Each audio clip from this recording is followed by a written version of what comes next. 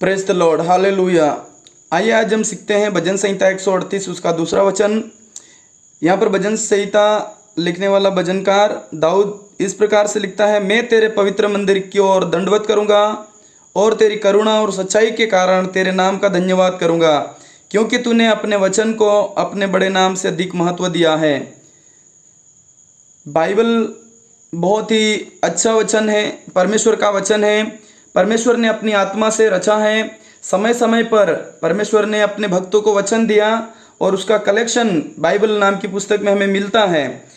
लेकिन यहाँ पर परमेश्वर इस वचन को अपना बड़े नाम से अधिक महत्व देता है। परमेश्वर पहले था, लेकिन परमेश्वर ने वचन कहे और वचन बदलाव लेके आए। जब मनुष्य परमेश्वर के हाथ से भटक गया, तब परमेश्वर ने उसको खोजने के लिए एक पवित्र मार्ग से अपने लोगों को वचन दिए। इस प्रकार वचन मनुष्य को ढूंढने का कारण हुआ।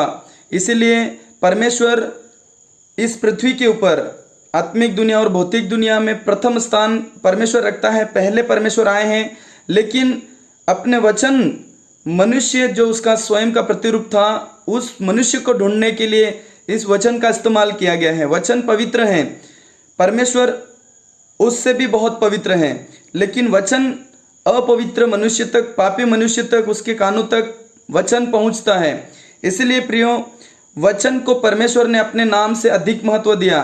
जैसे इस दुनिया में मनुष्य का जीवन बहुत कीमती है, लेकिन मनुष्य के जीवन के लिए अपना धन, अपना प्रॉपर्टी, अपना आशियाना, अपना सोना चांदी रुपया पैसा, ये अपने जीवन से अधिक महत्व है, ऐसा करके मनुष्य सोचता है। लेकिन उसका खुद का जीवन बहुत कीमती है। वैसे ही परमेश्वर सर्वश्रेष्ठ हैं, बहुत सामर्थ्य है, बहुत कीमती हैं, लेकिन परमेश्वर ने अपना धन, अपना खुद के जीवन से बढ़ के, खुद के नाम से बढ़ करके उसने वचन को मान दिया है। इसीलिए भजनकार कहता है, जब मैं पापी था, जब मैं पाप करता था, तब वचन मेरे पास पहुंचा।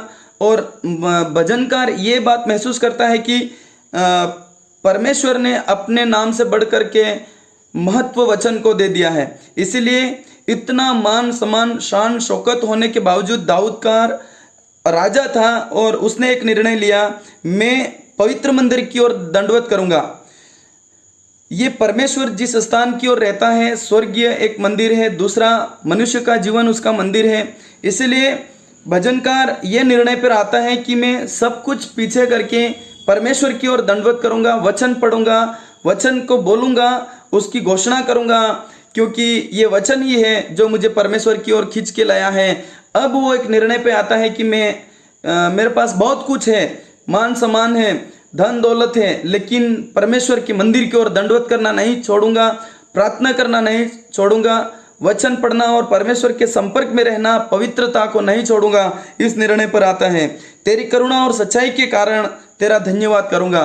परमेश्वर करुणा करता है, परमेश्वर सच्चाई को प्रकट करता है, और यह सब उसके वचन के द्वारा प्रकट हुआ है। यीशु आए, उसने भी वचन को प्रकट किया, और जिन कानों ने वचन को सुना वो छुड़ाए गए, उनके पाप क्षमा हुए। और जिन लोगों ने वचन को गंभीरता से नहीं लिया, वो लोग उनके पापों में ही मरे, और परमेश्वर के जो आत्मा जो पवित्र मार्ग से आता है उसके लिए तैयार नहीं हुए। प्रिय, वचन हमें तैयार करता है, और जब हम वचन को मान सम्मान देते हैं, तब उसका आत्मा हमारे अंदर कार्य करता है और हम एक बड़े बदलाव की ओर बढ़ते हैं। प्रियो, जब परमेश्वर ने सृष्टि की शुरुआत में हम देखते हैं, परमेश्वर वचन कहते गए और इस प्रकृति को वचन बोला, और प्रकृति में जवाब में उसका रिजल्ट दिया।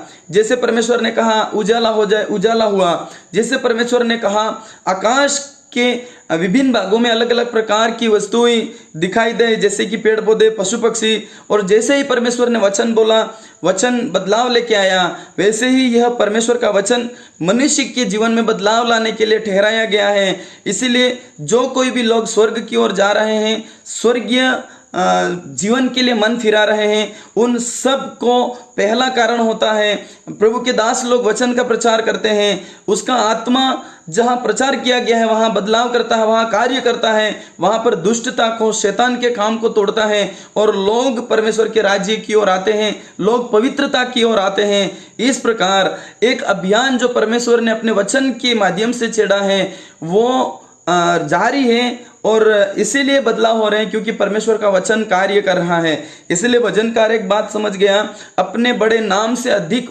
महत्व परमेश्वर ने इस वचन को दिया है।